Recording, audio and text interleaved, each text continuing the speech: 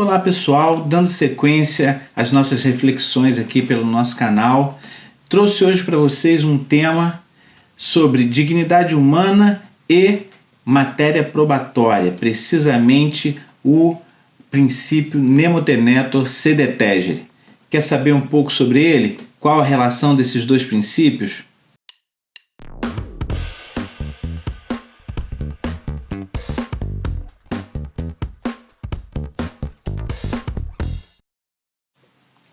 Pois bem, como deixamos registrado em outro vídeo aqui no nosso canal, o princípio da dignidade humana se explica muito pela teoria dos 5 componentes. E para o que interessa nesta abordagem é o primeiro componente, ou seja, a integridade física e espiritual do homem.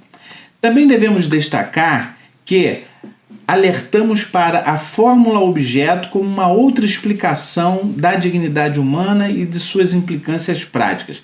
A fórmula objeto pressupõe a ideia de que o indivíduo é reificado, ou seja, transformado em objeto, coisificado. Pois bem, a partir da ideia de teoria dos 5 componentes, principalmente no componente da integridade física e espiritual, e da teoria da fórmula objeto de Düring, tentaremos então balizar o tratamento da prova, principalmente a partir do princípio Nemo Tenetur Sed Etegere e relacionando especificamente com as intervenções corporais no processo penal. Qual seria a relação entre dignidade humana e Nemo Tenetur e suas implicações em matéria probatória? Pois bem, temos que registrar que a dignidade humana funciona como um limite probatório, como já deixamos consignado em outra oportunidade. Ou seja, não podemos ter soro da verdade, hipnose, nada que atormente, que abale a estrutura mental do indivíduo. Por outro lado, qual o limite de colaboração do indivíduo na produção da prova? Essa resposta nos é dada pela ideia de Nemo Tenetur Sed Etegere, ou seja, o indivíduo não é obrigado a colaborar com a produção da prova. Isso vai refletir diretamente naquelas chamadas provas que necessitam da colaboração do indivíduo, destacadamente aquelas que envolvem o seu corpo. Ou seja, estamos falando aqui das questões afetas às intervenções corporais não consentidas. O que seriam intervenções corporais não consentidas? Ou seja, são ingerências sobre o corpo com o escopo de buscar informações de qualquer natureza para finalidade probatória, sem que o indiciado ou o acusado deseje colaborar com o Estado ou com a persecução penal. O que podemos traçar sobre essa relação intervenções corporais, dignidade humana e Nemo Tenetur Sed Etegere? A primeira questão que se fala seria sobre a classificação das chamadas intervenções corporais. Alguns dizem que existem intervenções corporais leves e graves, ou invasivas e não invasivas. E parte da doutrina sustenta que essas intervenções corporais invasivas e graves encontrariam um limite na dignidade humana, precisamente na questão da integridade física para a sua realização. Ou seja, qualquer ingerência corporal não consentida de natureza grave ou invasiva estaria proscrita, proibida pelo princípio da dignidade humana em seu primeiro componente, ou seja, a preservação da integridade física e mental do indivíduo. Outros, então, sustentam que aquelas intervenções corporais de natureza leve ou não invasivas estariam permitidas pela dignidade humana, já que não haveria lesão à integridade física do indivíduo. Todavia, aponta-se na doutrina que o Nemo Tenetur Sed Etegere seria um limitador a essa ingerência sobre o corpo, ainda que leve, não é? Ou não invasiva. Por quê? Porque nessa hipótese não haveria violação à integridade física, mas estar-se-ia exigindo do indivíduo uma colaboração com a produção da prova contra si mesmo. Pois bem, nosso posicionamento é um pouco diferenciado. Sustentamos que toda ingerência sobre o corpo humano não consentida importará em violação à integridade física, seja direta, seja indiretamente. Sejam as intervenções leves, sejam as intervenções graves, sempre estaremos diante da violação da dignidade da pessoa humana naquela perspectiva do primeiro componente, ou seja, violação à integridade física, ou da perspectiva da fórmula objeto de Dürig, ou seja, transformando o indivíduo em um objeto destinado à produção de prova, instrumentalizando o indivíduo. E por que, professor, o senhor afirma que tanto as leves quanto as graves estariam violando esse princípio da dignidade da pessoa humana? Por uma razão simples, né? Por uma razão simples. Se o indivíduo não consente e a intervenção corporal é grave ou invasiva, ninguém discute que isso atenta contra a dignidade humana, porque atinge, né, a integridade física, a integridade corporal do investigado ou do acusado. Quando está diante de uma intervenção corporal de natureza leve, sustentam alguns que nessa hipótese não haveria uma violação ao princípio da dignidade humana, já que não haveria lesão à integridade física. Não é o que pensamos, repito. Isto porque, mesmo as intervenções leves, se não forem consentidas, terão que ser colhidas de modo coercitivo, ou seja, com emprego de força sobre o corpo do acusado ou do indiciado.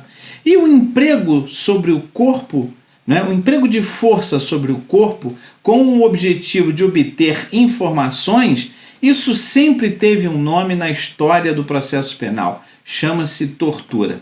A tortura nada mais é do que a submissão do indivíduo, não é, à força, não é, a sofrimentos físicos para se obter uma informação. Não é?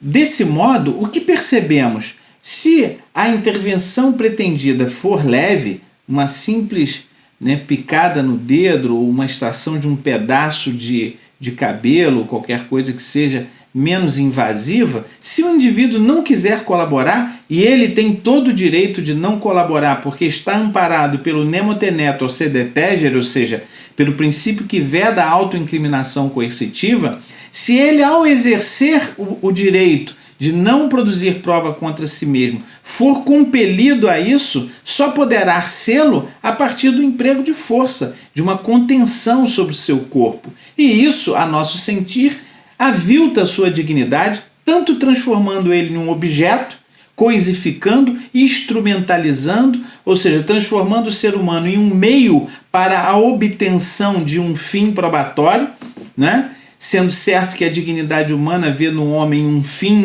em si mesmo e não um instrumento, de modo que o exercício do nemo tenetur implicaria em uma arbitrariedade do Estado para, através do emprego de força sobre o corpo do indivíduo, obter a informação que ele precisa. Desta maneira, não distinguimos se as intervenções são leves ou graves para vislumbrar em sua realização coercitiva uma violação ao princípio da dignidade da pessoa humana.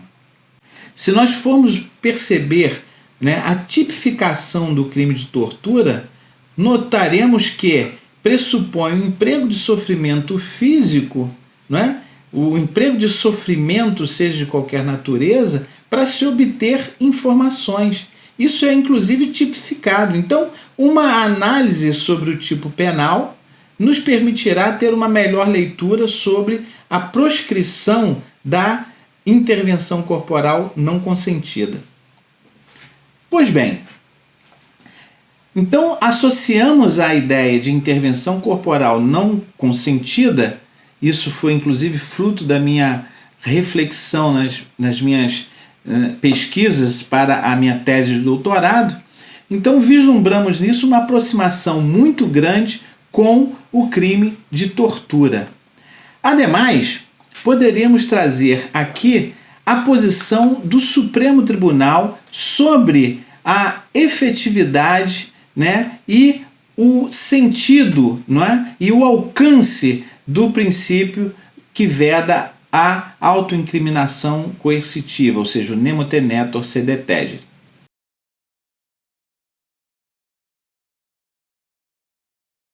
O Supremo Tribunal Federal, ao dispor sobre o tema, sobre o alcance, sobre os limites e a efetividade do princípio nemo tenetur sed tegere, ou seja, da vedação à autoincriminação, ele nos dá diretrizes importantes.